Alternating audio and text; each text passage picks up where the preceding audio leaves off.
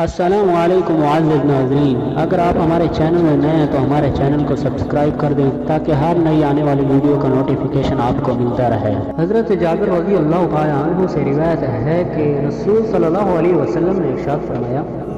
جو مسلمان بھی کوئی درخت لگاتا ہے اس میں سے جتنا کھا لیا جاتا ہے وہ اس لگانے والے کے لیے صدقہ بن جاتا ہے، جو اس میں سے چرا لیا جاتا ہے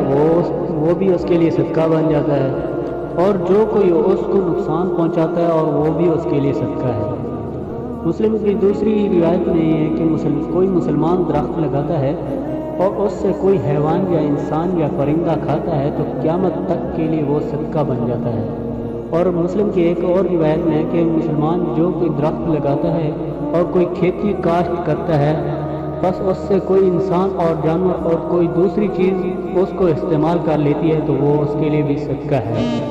یہ تمام کی تمام روایات حضرت انس ہی سے مروی ہیں۔